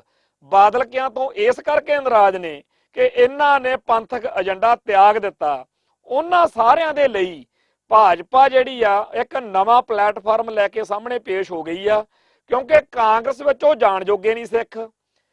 ਤੇ ਬਾਦਲ ਦਲ ਤੋਂ ਨਿਰਾਸ਼ ਨੇ। ਇਸ ਕਰਕੇ ਜਦੋਂ ਭਾਜਪਾ ਦੇ ਰਾਹੀਂ ਨਵਾਂ ਸਿਆਸੀ ਪਲੇਟਫਾਰਮ ਉਹਨਾਂ ਨੂੰ ਮਿਲੂ ਤਾਂ ਜਿਹੜੇ ਲੋਕ ਭਾਰਤੀ ਮੁੱਖ ਧਾਰਾ ਨੂੰ ਮੱਥਾ ਟੇਕੀ ਬੈਠੇ ਨੇ ਉਹਨਾਂ ਲਈ ਇੱਕ ਨਵੀਂ ਜਗ੍ਹਾ, ਨਵਾਂ ਥਾਂ ਜਿਹੜਾ ਹੈਗਾ ਉਹ ਹੋਂਦ ਵਿੱਚ ਆ ਰਿਹਾ। ਤੇ ਇਹ ਕਾਂਗਰਸੀਆਂ ਲਈ ਵੀ ਉਨਾ ਹੀ ਗਲਤ ਆ, ਪੰਜਾਬ ਦਿਆਂ ਲਈ, ਤੇ ਬਾਦਲਕਿਆਂ ਲਈ ਵੀ ਉਨਾ ਹੀ ਗਲਤ ਆ। ਇਸੇ ਕਰਕੇ ਇਹ ਪਿੱਟ ਰਹੇ ਨੇ ਬਾਦਲ ਕੇ ਕਿ ਸਾਡੇ ਨਾਲ ਵਸਾਘਾਤ ਹੋ ਰਿਹਾ ਹੈ। ਸੋ ਵਸਾਘਾਤ ਭਾਈ ਤੁਸੀਂ ਪੂਰੀ ਕੌਮ ਨਾਲ ਕੀਤਾ। ਹੁਣ ਜਿਹੜਾ ਅਸਲ ਵਿੱਚ ਤਾਂ ਇਹ ਸਿਆਸਤ ਆ, ਸਿਆਸੀ ਖੇਡਾਂ ਇਦਾਂ ਹੀ ਹੁੰਦੀਆਂ ਨੇ, ਇਹ 'ਚ ਕਾਹਦਾ ਯਕੀਨ, ਜਿੰਨੀ ਕੁ ਤੁਹਾਡੀ ਨਿਭ ਗਈ। ਹੁਣ ਬਾਦਲ ਕਿਉਂ ਤੁਹਾਡੇ ਉਹਨਾਂ ਨੇ ਲੱਤ ਮਾਰਨੀ ਆ ਤੇ ਤੁਹਾਨੂੰ ਉਹਨਾਂ ਨੇ ਡੱਕਰ ਦੇਣਾ। ਤੇ ਹੁਣ ਜਿਹੜੇ ਨਵੇਂ ਹਾਲਾਤ ਨੇ, ਨਵੇਂ ਮਾਹੌਲ ਨੇ, ਉਹਦੇ ਬਾਰੇ ਆਪਾਂ ਚਲੋ ਇਹ ਤਾਂ ਚਟਪਟੀਆਂ ਗੱਲਾਂ ਨੇ, ਇਹਨਾਂ ਦਾ ਚਰਚਾ ਕੀਤਿਆਂ ਬਗੈਰ ਸਾਡਾ ਸਰਦਾ ਨਹੀਂ ਹੁੰਦਾ, ਪਰ ਹਕੀਕਤ ਇਹ ਹੈਗੀ ਆ ਕਿ ਇਹ ਸਥਿਤੀ ਜਿਹੜੀ ਆ ਇਹ ਸਿੱਖ ਕੌਮ ਲਈ ਹੋਰ ਵੀ ਜ਼ਿਆਦਾ ਘਾਤਕ ਜਿਹੜੀ ਹੈਗੀ ਆ ਉਹ ਬਣੇਗੀ। ਕਿਉਂਕਿ ਜਿਹੜਾ ਮਾਹੌਲ ਬਣਦਾ ਜਾ ਰਿਹਾ ਇਹਨੂੰ ਜੇ ਅਸੀਂ ਹੋਰ ਇੱਕ ਪੱਖ ਤੋਂ ਦੇਖੀਏ ਤਾਂ ਪੰਜਾਬ ਦੀ ਧਰਤੀ ਜਿੱਥੇ ਕਿ ਖਾਲਿਸਤਾਨ ਦੀ ਗੱਲ ਜਿਹੜੀ ਆ ਕਿਸੇ ਨਾ ਕਿਸੇ ਰੂਪ ਵਿੱਚ ਚੱਲਦੀ ਆ ਰਹੀ ਹੈ, ਤਾਂ ਭਾਰਤੀ ਹਕੂਮਤੀ ਮਸ਼ੀਨਰੀ ਇਹ ਤਾਂ ਜਾਣਦੀ ਹੋਈ ਆ ਕਿ ਕਾਂਗਰਸ ਨੇ ਸਿੱਖਾਂ ਨੂੰ ਇੰਨਾ ਕੁ ਜਲੀਲ, ਤੰਗ ਤੇ ਪਰੇਸ਼ਾਨ ਕੀਤਾ ਕਿ ਸਿੱਖ ਖਾਲਿਸਤਾਨ ਜਿੰਦਾਬਾਦ ਦੇ ਰਾਹ ਤੋਰ ਤੇ। ਸਿੱਖ ਤਾਂ ਨਨਕਾਣਾ ਸਾਹਿਬ ਨੂੰ ਤੇ ਹੋਰ ਗੁਰਧਾਮਾਂ ਨੂੰ ਛੱਡ ਕੇ ਭਾਰਤ ਵਿੱਚ ਆਰਾਮ ਨਾਲ ਰਹਿਣ ਆਏ ਸੀ, ਪਰ ਇੱਥੇ ਜੋ ਇਹਨਾਂ ਨਾਲ ਟ੍ਰੀਟਮੈਂਟ ਕੀਤਾ ਗਿਆ, ਜੋ ਸਿੱਖ ਜਗਤ ਦੇ ਗੁਰਧਾਮਾਂ ਤੇ ਅਟੈਕ ਹੋਇਆ, ਜਿਵੇਂ ਗਲਾਂ 'ਚ ਟਾਇਰ ਪਾ ਕੇ ਫੂਕੇ ਗਏ, ਤਾਂ ਸਿੱਖਾਂ ਕੋਲੇ ਖਾਲਿਸਤਾਨ ਜਿੰਦਾਬਾਦ ਤੋਂ ਬਿਨਾਂ ਕੋਈ ਰਾਹ ਨਹੀਂ ਸੀ ਬਚਿਆ। ਹੁਣ ਸਿੱਖ ਇੰਨੀ ਦੂਰ ਚਲੇ ਜਾ ਰਿਹਾ। ਬੇਸ਼ੱਕ ਅੱਜ ਹਥਿਆਰਬੰਦ ਮੂਵਮੈਂਟ ਵੀ ਜਿਹੜੀ ਆ ਇੱਕ ਵਾਰੀ ਦੱਬ ਲਈ ਲੱਗਦੀ ਆ, ਪਰ ਸਿੱਖ ਜਜ਼ਬਾਤ ਜਿਹੜੇ ਨੇ ਉਹ ਦਿਨੋਂ ਦਿਨ ਖਾਲਿਸਤਾਨ ਦੇ ਪੱਖ 'ਚ ਮਜ਼ਬੂਤ ਹੁੰਦੇ ਜਾ ਰਹੇ ਨੇ। ਜਿੰਨੇ ਵੀ ਮੌਜੂਦਾ ਦੌਰ ਦੇ ਘਟਨਾਕ੍ਰਮ ਵਾਪਰਦੇ ਨੇ ਉਹਨਾਂ ਸਾਰਿਆਂ ਦਾ ਜਦੋਂ ਰਿਐਕਸ਼ਨ ਦੇਖਿਆ ਜਾਵੇ ਜਾਂ ਰੋਹ ਜਿਹੜਾ ਸਿੱਖਾਂ 'ਚ ਪੈਦਾ ਹੁੰਦਾ ਕਿਸੇ ਘਟਨਾ ਤੋਂ ਬਾਅਦ, ਬੇਸ਼ੱਕ ਆ ਪੰਜਾਬੀ ਬੋਲੀ ਅਤੇ ਸਿੱਖ ਸੱਭਿਆਚਾਰ ਨੂੰ ਖਤਰੇ ਵਾਲੀ ਗੱਲ ਹੈ। ਜੇਕਰ ਸਿੱਧੂ ਮੂਸੇਵਾਲਾ ਜਾਂ ਗੁਰਦਾਸ ਮਾਨ ਕੋਈ ਗੜਬੜ ਕਰ ਦਿੰਦੇ ਆ ਤਾਂ ਜਿਹੜਾ ਸਿੱਖਾਂ 'ਚ ਰੋਹ ਪੈਦਾ ਹੁੰਦਾ ਉਹ ਸਿੱਖਾਂ ਨੂੰ ਖਾਲਿਸਤਾਨ ਦੇ ਰਾਹ ਤੋਰਦਾ ਕਿ ਜੇ ਅਸੀਂ ਆਪਦੀ ਬੋਲੀ, ਜੇ ਅਸੀਂ ਆਪਦਾ ਧਰਮ, ਜੇ ਅਸੀਂ ਆਪਦੀਆਂ ਰਵਾਇਤਾਂ, ਆਪਦੇ ਧਰਮ ਸਥਾਨ ਤੇ ਹੋਰ ਸਾਰਾ ਕੁਝ ਬਚਾਉਣਾ ਤਾਂ ਅਸੀਂ ਖਾਲਿਸਤਾਨ ਬਣਵਾ ਲਈਏ ਤਾਂ ਬਚਾਂਗੇ। ਹੁਣ ਜਦੋਂ ਇਹ ਸਥਿਤੀ ਨੂੰ ਕੇਂਦਰੀ ਜਿਹੜਾ ਭਾਰਤ ਦੀਆਂ ਖੁਫੀਆ ਏਜੰਸੀਆਂ ਜਾਂ ਭਾਰਤੀ ਹਕੂਮਤੀ ਮਸ਼ੀਨਰੀ ਜਾਂ ਭਾਰਤੀ ਨਿਜ਼ਾਮ ਬਾਚਦਾ ਹੈ ਤਾਂ ਉਹਦਾ ਨਿਰਖ ਪਰਖ ਕੇ ਇਹੀ ਨਿਕਲਦਾ ਕਿ ਬੇਸ਼ੱਕ ਅੱਜ ਏਡੀ ਵੱਡੀ ਕੋਈ ਗੱਲ ਨਹੀਂ ਹੈਗੀ, ਅੰਦਰੋਂ ਅੰਦਰੀ ਗੱਲ ਧੁਖ ਰਹੀ ਆ, ਪਰ ਪੰਜਾਬ ਦੀ ਧਰਤੀ ਉੱਤੇ, ਸਿੱਖ ਹੋਮਲੈਂਡ ਦੇ ਉੱਤੇ ਖਾਲਿਸਤਾਨ ਦਾ ਏਜੰਡਾ ਕਦੇ ਨਾ ਕਦੇ ਕਿਸੇ ਨਾ ਕਿਸੇ ਵੇਲੇ ਜ਼ੋਰ ਮਾਰ ਸਕਦਾ। ਇਸ ਧਰਤੀ ਉੱਤੇ ਸਿੱਖਾਂ ਦੇ ਵਿੱਚ ਪੋਟੈਂਸ਼ੀਅਲ ਸਦਾ ਹੀ ਆ ਕਿ ਕਦੇ ਕੋਈ ਹਾਲਾਤ ਇਹੋ ਜਿਹੇ ਬਣ ਜਾਣ ਤਾਂ ਪੰਜਾਬ ਨੂੰ ਖਾਲਿਸਤਾਨ ਬਣਾਉਣ ਦੀ ਮੁਹਿੰਮ ਜਿਹੜੀ ਲਹਿਰ ਜਿਹੜੀ ਆ, ਅੰਦੋਲਨ ਜਿਹੜਾ ਹੈ, ਉਹ ਬੜੇ ਵੱਡੇ ਪੱਧਰ ਦੇ ਉੱਤੇ ਲਾਵਾ ਫੁੱਟ ਸਕਦਾ, ਜਵਾਲਾਮੁਖੀ ਫਟ ਸਕਦਾ। ਸੋ ਇਸ ਗੱਲ ਦਾ ਸਦਾ ਲਈ ਫਾਹਾ ਵੱਢਣ ਦੇ ਯਤਨ ਆ ਜਿਹੜੇ ਉਹ ਫਿਰ ਸੋਚਣੇ ਹੀ ਹੁੰਦੇ ਨੇ ਹਕੂਮਤੀ ਮਸ਼ੀਨਰੀ ਨੇ। ਉਹਦੇ ਤਹਿਤ ਪੰਜਾਬ ਦੀ ਧਰਤੀ ਉੱਤੇ ਸਿੱਖ ਜਜ਼ਬਾਤਾਂ ਨੂੰ ਖੁੰਡਾ ਕਰਕੇ ਸਿੱਖਾਂ ਨੂੰ ਰਾਸ਼ਟਰਵਾਦੀ ਝੋਲਾ ਫੜਾਉਣ ਦੇ ਲਈ, ਸਿੱਖ ਰਾਸ਼ਟਰਵਾਦ ਦੀ ਥਾਂ ਦੇ ਉੱਤੇ ਹਿੰਦੂ ਰਾਸ਼ਟਰਵਾਦ ਦੇ ਰਾਹ ਤੋਰਨ ਦੇ ਲਈ, ਸਿੱਖਾਂ ਨੂੰ ਹਿੰਦੂਤਵ ਦੇ ਰਾਹ ਤੋਰਨ ਦੇ ਲਈ ਜਿਹੜੇ ਯਤਨ ਹੋ ਰਹੇ ਨੇ ਉਹਨਾਂ ਦੇ ਤਹਿਤ ਇੱਕ ਤਾਂ ਇੱਥੇ ਭਾਜਪਾ ਦੇ ਰਾਹੀਂ ਜਿਹੜਾ, ਜੇ ਭਾਜਪਾ ਆਉਂਦੀ ਆ ਤਾਂ ਇਹਦਾ ਸਾਫ਼ ਮਤਲਬ ਇਹੀ ਹੈਗਾ ਨਾ ਕਿ ਇਹਦੇ ਅਰਥ ਇਹੀ ਨਿਕਲਣਗੇ ਕਿ ਸਿੱਖਾਂ ਨੇ ਇਸ ਥਾਂ ਦੇ ਉੱਤੇ ਪੰਥਕ ਏਜੰਡੇ ਨੂੰ ਜਾਂ ਸਿੱਖ ਉਸ ਸ਼ਕਤੀ ਨੂੰ ਜਿਹੜੀ ਖਾਲਿਸਤਾਨ ਦੇ ਰਾਹ ਤੋਰਦੀ ਆ ਵੀ ਉਹਦਾ ਹੁਣ ਕੰਮ ਛੱਡ ਦਿੱਤਾ, ਉਹਦਾ ਰਾਹ ਛੱਡ ਦਿੱਤਾ। ਤੇ ਜੇਕਰ ਇੱਕ ਵਾਰੀ ਭਾਜਪਾ ਦਾ ਰਾਜ ਆਉਂਦਾ ਹੈ ਤੇ ਜੇਕਰ ਬਾਦਲ ਦਲ ਕਮਜ਼ੋਰ ਹੁੰਦਾ, ਕਾਂਗਰਸ ਹੋਰ ਕਮਜ਼ੋਰ ਹੁੰਦੀ ਆ, ਤਾਂ ਇਹ ਜਿਹੜਾ ਪੰਜਾਬ ਆ ਇਹਦੇ ਜਿਹੜਾ ਸਿੱਖ ਹੋਣ ਦਾ ਦਾਵਾ ਜਾਂ ਪੰਥ ਪ੍ਰਸਤ ਸਿੱਖ ਹੋਣ ਦਾ ਜਿਹੜਾ ਦਾਵਾ ਉਹਨੂੰ ਬਹੁਤ ਵੱਡਾ ਖੋਰਾ ਲੱਗੂਗਾ। ਸੋ ਇੱਥੇ ਕੋਈ ਇਹ ਖੁਸ਼ ਹੋਣ ਵਾਲੀ ਗੱਲ ਨਹੀਂ ਕਿ ਉਹ ਬਾਦਲ ਕੇ ਤੇ ਉਹ ਕਾਂਗਰਸੀਏ ਜਿਨ੍ਹਾਂ ਨੇ ਸਿੱਖਾਂ ਨੂੰ ਬੜਾ ਜਲੀਲ ਕੀਤਾ ਵੀ ਉਹ ਇੱਥੋਂ ਭੱਜ ਜਾਣਗੇ ਤੇ ਉਹਨਾਂ ਦੀ ਥਾਂ ਉੱਤੇ ਭਾਜਪਾ ਦਾ ਰਾਜ ਆਜੂ। ਇਹ ਸਗਾਂ ਤੇ ਸਿੱਖ ਹਿੱਤਾਂ ਲਈ ਹੋਰ ਵੀ ਜ਼ਿਆਦਾ ਖਤਰਨਾਕ ਸਥਿਤੀ ਬਣੂਗੀ, ਕਿਉਂਕਿ ਉਹ ਪੰਥਕ ਸ਼ਕਤੀ ਜਿਹੜੀ ਅਜੇ ਕਿਸੇ ਨਾ ਕਿਸੇ ਰੂਪ ਦੇ ਵਿੱਚ ਆਪਦਾ ਜ਼ਹੂਰਾ ਦਿਖਾ ਜਾਂਦੀ ਆ, ਉਹ ਭਾਜਪਾ ਦੇ ਰਾਜ ਭਾਗ ਦੇ ਵਿੱਚ ਬਹੁਤ ਜ਼ਿਆਦਾ ਕਸੂਤੇ ਹਾਲਾਤ ਵਿੱਚ ਚਲੇ ਜਾਊਗੀ। ਸੋ ਇਹ ਗੱਲ ਸਾਨੂੰ ਸੋਚਣ ਵਿਚਾਰਨ ਦੀ ਲੋੜ ਆ ਕਿ ਜਿਹੜਾ ਭਾਜਪਾ ਦਾ ਇੱਥੇ ਪ੍ਰਭਾਵ ਵੱਧ ਰਿਹਾ ਜਾਂ ਸਿੱਖ ਏਜੰਡੇ ਦੇ ਰਾਹੀਂ ਉਹ ਪ੍ਰਭਾਵ ਵਧਾਉਣਾ ਚਾਹੁੰਦੇ ਆ ਤੇ ਨਵੀਂ ਭਰਤੀ ਕਰਕੇ ਇੱਥੇ ਆਪਦੀ ਸ਼ਕਤੀ ਵਧਾਉਣੀ ਚਾਹੁੰਦੇ ਆ ਭਾਜਪਾ ਵਾਲੇ, ਉਹਦਾ ਵੈਸੇ ਤਾਂ ਪਹਿਲਾਂ ਵੀ ਬੜੇ ਢੰਗ ਤਰੀਕਿਆਂ ਨਾਲ ਨੁਕਸਾਨ ਹੋ ਰਿਹਾ, ਪਰ ਉਹਦਾ ਮੋٹے ਤੌਰ ਦੇ ਉੱਤੇ ਖਾਲਿਸਤਾਨੀ ਏਜੰਡੇ ਨੂੰ ਬਹੁਤ ਜ਼ਿਆਦਾ ਜਿਹੜਾ ਹੈਗਾ ਨੁਕਸਾਨ ਆ ਉਹ ਸਿੱਧੇ ਤੌਰ ਤੇ ਹੋਵੇਗਾ। ਪੰਜਾਬ ਦੀ ਧਰਤੀ ਉੱਤੇ ਪਹਿਲਾਂ ਤਾਂ ਜਾਪਦਾ ਕਿ ਉਹ ਇਹ ਕੋਸ਼ਿਸ਼ ਕਰਨਗੇ ਕਿ ਇੱਥੇ ਭਾਜਪਾ ਦਾ ਰਾਜ ਪ੍ਰਬੰਧ ਲਿਆ ਕੇ ਇੱਥੇ ਫਿਰ ਜਿਹੜਾ ਕੁਝ ਆਪਦਾ ਸੋਚ ਪ੍ਰਬੰਧ ਆ ਹਿੰਦੂਤਵਾ ਵਾਲਾ ਉਹ ਲਾਗੂ ਕਰੀਏ ਤੇ ਸਿੱਖਾਂ ਦੇ ਅੰਦਰੋਂ ਖੁਰਚ ਕੇ ਹੌਲੀ ਹੌਲੀ ਉਹ ਸਾਰੀ ਪੰਥ ਪ੍ਰਸਤੀ ਜਿਹੜੀ ਹੈਗੀ ਆ ਉਹ ਖਾਰਜ ਕਰਦੇ ਰਹੀਏ। ਪਰ ਜੇਕਰ ਉਹਨਾਂ ਦਾ ਰਾਜ ਭਾਗ ਉਸ ਤਰੀਕੇ ਨਾਲ ਨਹੀਂ ਆਉਂਦਾ ਜਾਂ ਉਹਨਾਂ ਦਾ ਮਕਸਦ ਹੱਲ ਨਾ ਹੁੰਦਾ ਦਿਖਿਆ, ਫਿਰ ਉਹਨਾਂ ਕੋਲੇ ਪਲਾਨ B ਤਾਂ ਹੈਗਾ ਹੀ ਆ ਕਿ ਜੰਮੂ ਵਾਂਗੂ ਜਿਵੇਂ ਕਸ਼ਮੀਰ ਦੇ ਵਿੱਚੋਂ ਜੰਮੂ ਵੱਖਰਾ ਕਰ ਲਿਆ, ਵੱਖਰਾ ਸੂਬਾ ਬਣਾ ਦਿੱਤਾ, ਉਵੇਂ ਜਿਹੜਾ ਹੈਗਾ ਇੱਕ ਖਿੱਤਾ ਜਿਹੜਾ ਸਿੱਖ ਜਿੱਥੇ ਘੱਟ ਗਿਣਤੀ 'ਚ ਹੋਣ ਤੇ ਹਿੰਦੂ ਜਿੱਥੇ ਡੋਮੀਨੈਂਸ ਹੋਵੇ, ਜਾਣੀ ਕਿ ਜਿਹੜਾ ਪਠਾਨਕੋਟ ਤੋਂ ਲੈ ਕੇ ਰੋਪੜ ਤੱਕ, ਜਲੰਧਰ ਵਿੱਚ ਲੁਧਿਆਣਾ ਲੈ ਕੇ ਇਹ ਸਾਰੇ ਪਰਲੇ ਇਲਾਕੇ ਨੂੰ ਜਿਹੜਾ ਹਿਮਾਚਲ, ਹਰਿਆਣੇ ਤੇ ਜੰਮੂ ਦੇ ਵਿਚਾਲੇ ਵਾਲਾ ਇਹ ਇਲਾਕਾ, ਇਸ ਇਲਾਕੇ ਨੂੰ ਇੱਕ ਵੱਖਰਾ ਮੁਕੰਮਲ ਰਾਜ ਦਾ ਦਰਜਾ ਦੇ ਦਿਓ ਤੇ ਬਾਕੀ ਬਚਦੇ ਪੰਜਾਬ ਨੂੰ ਕੇਂਦਰ ਸ਼ਾਸਿਤ ਪ੍ਰਦੇਸ਼ ਬਣਾ ਕੇ ਜਿਵੇਂ ਲੇਹ ਲਦਾਖ ਨੂੰ ਤੇ ਕਸ਼ਮੀਰ ਨੂੰ ਦਿੱਲੀ ਨੇ ਆਪਦੇ ਹੱਥਾਂ 'ਚ ਕਰ ਲਿਆ ਵਾ, ਤੇ ਉਸ ਤਰੀਕੇ ਦੇ ਵਿੱਚ ਕੀ ਹੋਏਗਾ ਕਿ ਜਿਹੜਾ ਕੇਂਦਰ ਸ਼ਾਸਿਤ ਪ੍ਰਦੇਸ਼ ਆ ਇਹਦਾ ਜਿਹੜਾ ਹਾਲ ਚੰਡੀਗੜ੍ਹ ਦਾ ਵਾ ਉਹ ਹਾਲ ਹੋ ਜਾਊਗਾ ਤੇ ਇੱਥੇ ਫਿਰ ਦਿੱਲੀ ਤੋਂ ਹੁਕਮ ਜਿਹੜੇ ਆ ਉਹ ਲਾਗੂ ਹੋਇਆ ਕਰਨਗੇ। ਇੱਥੇ ਫਿਰ ਸਿੱਖ ਸ਼ਕਤੀ ਜਿਹੜੀ ਉਹ ਨਹੀਂ ਉੱਠਣ ਦਿੱਤੀ ਜਾਵੇਗੀ, ਨਹੀਂ ਉੱਭਰਨ ਦਿੱਤੀ ਜਾਏਗੀ। ਤੇ ਦੂਜੇ ਪਾਸੇ ਜਿਹੜਾ ਵੱਖਰਾ ਸੂਬਾ ਵਿੱਚੋਂ ਕੱਢਿਆ ਹੋਊਗਾ ਜਿਵੇਂ ਜੰਮੂ ਵਰਗਾ ਇੱਕ ਰਾਜ ਵੱਖਰਾ ਬਣਾਉਣ ਦੇ ਅੰਦਾਜ਼ੇ ਆ, ਤਾਂ ਉੱਥੇ ਤਾਂ ਫਿਰ ਇਹ ਹੈਗਾ ਹੀ ਆ ਕਿ ਉੱਥੇ ਸਿੱਖ ਜਿਹੜੇ ਆ ਉਹ ਬਹੁ ਗਿਣਤੀ 'ਚ ਨਹੀਂ ਹੋਣਗੇ। ਸੋ ਉਹ ਸਿੱਖ ਸ਼ਕਤੀ ਜਿਹੜੀ ਪੰਜਾਬ ਦੇ ਵਿੱਚ ਕਿਸੇ ਨਾ ਕਿਸੇ ਰੂਪ ਦੇ ਵਿੱਚ ਆਪਦਾ ਜਲਵਾ ਦਿਖਾਉਂਦੀ ਰਹਿੰਦੀ ਆ, ਉਹਨੂੰ ਸਦਾ ਲਈ ਉਹਦਾ ਇਲਾਜ ਕਰਨ ਦੇ ਲਈ, ਸਦੀਵੀ ਤੌਰ ਦੇ ਉੱਤੇ ਬਾਣ ਨੂੰ ਬੰਨਣ ਦੇ ਲਈ ਇਹ ਏਜੰਡਾ ਜਿਹੜਾ ਹੈਗਾ ਉਹ ਸੋਚਿਆ ਵਿਚਾਰਿਆ ਜਾ ਰਿਹਾ। ਸੋ ਪੰਜਾਬ ਦੀ ਧਰਤੀ ਉੱਤੇ ਭਾਜਪਾ ਦੇ ਪੰਥਕ ਏਜੰਡੇ ਦੇ ਆਉਣ ਦੇ ਨਾਲ ਜਿਹੜੇ ਨਫੇ ਅਤੇ ਨੁਕਸਾਨ ਹੋਣੇ ਆ ਉਹਨਾਂ ਦੀ ਚਰਚਾ ਸਾਨੂੰ ਕਰਦੇ ਰਹਿਣਾ ਚਾਹੀਦਾ। ਇਹ ਠੀਕ ਆ ਕਿ ਜਦੋਂ ਜੇਲ੍ਹਾਂ 'ਚ ਨਜ਼ਰਬੰਦ ਸਿੰਘਾਂ ਬਾਰੇ ਕੋਈ ਚੰਗਾ ਫੈਸਲਾ ਆਉਂਦਾ ਤਾਂ ਸਾਨੂੰ ਵਧੀਆ ਫੀਲ ਹੁੰਦਾ, ਚੰਗਾ ਲੱਗਦਾ, ਸਾਨੂੰ ਜੀ ਆਇਆਂ ਕਹਿਣਾ ਵੀ ਚਾਹੀਦਾ। ਤੇ ਜੇਕਰ ਗੁਰੂ ਗ੍ਰੰਥ ਸਾਹਿਬ ਜੀ ਦੇ ਨਾਂ ਤੇ, ਗੁਰੂ ਨਾਨਕ ਸਾਹਿਬ ਦੇ ਨਾਂ ਤੇ ਜਾਂ ਸਾਡੇ ਕਾਲੀ ਸੂਚੀ ਵਿੱਚੋਂ ਨਾਂ ਕੱਟੇ ਜਾਣ ਕਰਕੇ ਜਾਂ ਹੋਰ ਗੱਲਾਂ ਕਰਕੇ ਸਾਡੇ ਭਾਈਚਾਰੇ ਦੇ ਇੱਕ ਹਿੱਸੇ ਨੂੰ ਜਦੇ ਹੀ ਉਹ ਬੁਖਾਰ ਚੜ੍ਹਦਾ, ਰਾਸ਼ਟਰਵਾਦੀ ਬੁਖਾਰ, ਕੇ ਲਓ ਜੀ ਬੱਲੇ ਬੱਲੇ ਕਮਾਲ ਹੋ ਗਈ, ਅਸਲ ਵਿੱਚ ਉਹ ਉਸ ਵੇਲੇ ਭੁੱਲ ਜਾਂਦੇ ਨੇ ਕਿ ਇਹ ਸਾਰਾ ਕੁਝ ਦੇਣ ਦਵਾਉਣ ਦਾ ਕੰਮ ਜਿਹੜਾ ਉਹ ਇਸ ਕਰਕੇ ਹੀ ਤਾਂ ਕੀਤਾ ਜਾਂਦਾ ਕਿ ਤੁਹਾਨੂੰ ਤੁਹਾਡੇ ਮਨਾਂ ਵਿੱਚੋਂ ਜਿਹੜਾ ਹਿੰਦੁਸਤਾਨ ਦੇ ਖਿਲਾਫ ਜਿਹੜਾ ਦਿਲ 'ਚ ਵਿਚਾਰ ਪੈਦਾ ਹੋਏ ਨੇ, ਜਿਹੜੇ ਕਿ ਬੜੇ ਜ਼ੁਲਮਾਂ ਦੇ ਨਾਲ, ਬੜੇ ਤਰੀਕੇ ਦੇ ਨਾਲ ਕੁੱਟਮਾਰ ਕਰਕੇ, ਜਲੀਲ ਕਰਕੇ ਸਿੱਖਾਂ ਦੇ ਮਨਾਂ 'ਚ ਕਾਂਗਰਸ ਨੇ ਪਾਏ ਨੇ। ਸੋ ਕਾਂਗਰਸ ਨੇ ਜੋ ਕੁਝ ਕੀਤਾ ਕਤਰਿਆ, ਭਾਜਪਾ ਬਿਲਕੁਲ ਉਦੋਂ ਉਲਟ ਕਰ ਰਹੀ ਆ। ਤੇ ਇੱਕ ਗੱਲ ਹੋਰ ਆ ਕਿ ਹਕੂਮਤੀ ਮਸ਼ੀਨਰੀ ਉਹੀ ਆ ਜਿਹੜੀ ਹਕੂਮਤੀ ਮਸ਼ੀਨਰੀ ਨੇ ਕਾਂਗਰਸ ਵੇਲੇ ਸਿੱਖਾਂ ਉੱਤੇ ਜ਼ੁਲਮ ਕੀਤੇ ਸੀ, ਉਹੀ ਹਕੂਮਤੀ ਮਸ਼ੀਨਰੀ ਇਸ ਵੇਲੇ ਭਾਜਪਾ ਦੇ ਰਾਹੀਂ ਜਿਹੜਾ ਹੈਗਾ ਜਦੋਂ ਯਤਨ ਹੋ ਰਹੇ ਨੇ ਤਾਂ ਸਿੱਖਾਂ ਨੂੰ ਖਾਲਿਸਤਾਨ ਦੇ ਰਾਹੋਂ ਮੋੜ ਕੇ ਹਿੰਦੁਸਤਾਨ ਜਿੰਦਾਬਾਦ ਦੇ ਰਾਹ ਤੋਰਨ ਲਈ ਹੋ ਰਹੇ ਨੇ। ਸੋ ਸਾਨੂੰ ਸੁਚੇਤ ਹੋਣ ਦੀ ਲੋੜ ਆ। ਚਰਚਾ ਕਰਨ ਦੀ ਲੋੜ ਆ। ਕਿੱਥੇ ਕਿੱਥੇ ਅਸੀਂ ਕੀ ਕੀ ਕਰੀਏ, ਕੀ ਕੀ ਨਾ ਕਰੀਏ, ਇਹ ਸਾਡੀ ਕੌਮ ਦੇ ਹੋਣੇ ਚਾਹੀਦੇ ਨੇ। ਸਿਆਣੀਆਂ ਕੌਮਾਂ ਉਹ ਹੁੰਦੀਆਂ ਨੇ ਜਿਹੜੀਆਂ ਪੁੱਠੇ ਤੇ ਗਲਤ ਤੇ ਉਹ ਬਿਲਕੁਲ ਅਜੀਬੋ-ਗਰੀਬ ਹਾਲਾਤਾਂ ਵਿੱਚ ਵੀ ਇਹੋ ਜਿਹੇ ਫੈਸਲੇ ਲੈਂਦੀਆਂ ਨੇ ਜਿਨ੍ਹਾਂ ਦੇ ਨਾਲ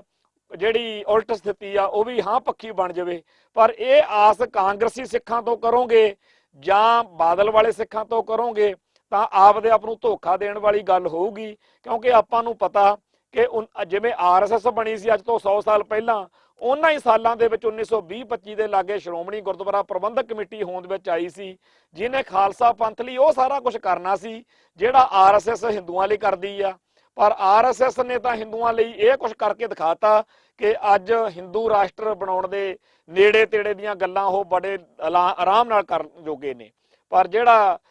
ਇੱਧਰ ਨੇਗੇ ਸ਼੍ਰੋਮਣੀ ਗੁਰਦੁਆਰਾ ਪ੍ਰਬੰਧਕ ਕਮੇਟੀ, ਇੱਥੇ ਬਾਦਲ ਕਿਆਂ ਨੇ ਜੋ ਕਮਲ ਕੁੱਟਿਆ ਉਹ ਸਾਡੇ ਸਾਹਮਣੇ ਆ ਕਿ ਇੱਥੇ ਇਹ ਸੰਸਥਾ ਜਿਹਨੇ ਸਿੱਖਾਂ ਦੇ ਅੰਦਰ ਸਿੱਖ ਰਾਸ਼ਟਰ ਦੀ, ਖਾਲਿਸਤਾਨ ਦੀ ਜਾਂ ਸਿੱਖਾਂ ਦੇ ਰਾਜ ਭਾਗ ਦੀ ਗੱਲ ਦਾ ਕਨਸੈਪਟ ਲੈ ਕੇ ਆਉਣਾ ਸੀ, ਸਿੱਖਾਂ ਦੀ ਆਜ਼ਾਦੀ ਦੀ ਗੱਲ ਕਰਨੀ ਸੀ, ਇਹ ਹੋਰ ਹੀ ਕੁਝ ਬਣ ਕੇ ਰਹਿ ਗਈ ਆ। ਅੱਜ ਇਹ ਤਾਂ ਆਰਐਸਐਸ ਦਾ ਇੱਕ ਵਿੰਗ ਬਣ ਕੇ ਰਹਿ ਗਈ ਆ। ਪਰ ਕੋਈ ਗੱਲ ਨਹੀਂ, ਕੌਮਾਂ ਉੱਤੇ ਇਹੋ ਜਿਹੇ ਸੰਕਟ ਆਉਂਦੇ ਹੁੰਦੇ ਨੇ, ਕੌਮਾਂ ਵਿੱਚ ਦੀ ਲੰਘਦੀਆਂ ਹੁੰਦੀਆਂ ਨੇ। ਸੋ ਇੰਨੀਆਂ ਬੇਨਤੀਆਂ ਪ੍ਰਵਾਨ ਕਰਿਓ। ਵਾਹਿਗੁਰੂ ਜੀ ਕਾ ਖਾਲਸਾ, ਵਾਹਿਗੁਰੂ ਜੀ ਕੀ ਫਤਿਹ।